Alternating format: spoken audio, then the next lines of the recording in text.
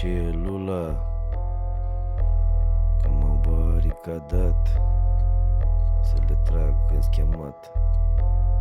Mercy. Laptic schemat. Și bum abracadabra, se deschide karma, ca un ghitic tactic static, matematic chiar enigmatic, ușor înfatic.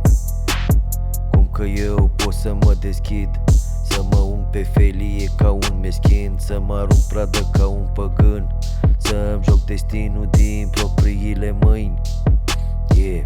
Bâzule profund, direct pe cameră, zidul de beton, semne scrise în arabă. Nu mă pun pe pat că oile mă scoală, cu talanga mare garda mă doboară. Respirația din gât se frânge în diafragmă, sau de culme zișu prins în ușă strâmbă.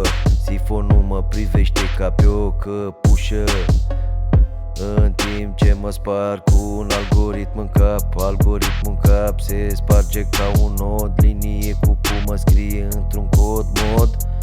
Dintr-o boxă mică ce voia să zică, frica nu există, moartea mă excită.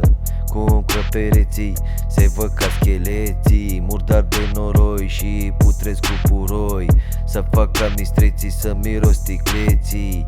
Mă bat cu băieții, să fumez boscheții, să urlu ca lupul, șerpui cu trupul, să văd ca vulturul unde e conturul.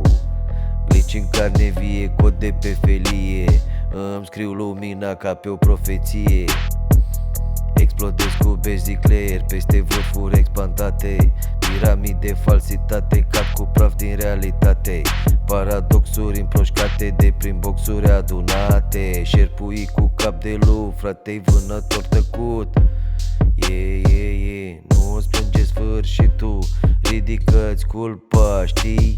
Trecerea e doar o altă lupă în sânge și glorii pe cărarea strâmbă. Dacă îți râde, nu plânge, se întâmplă.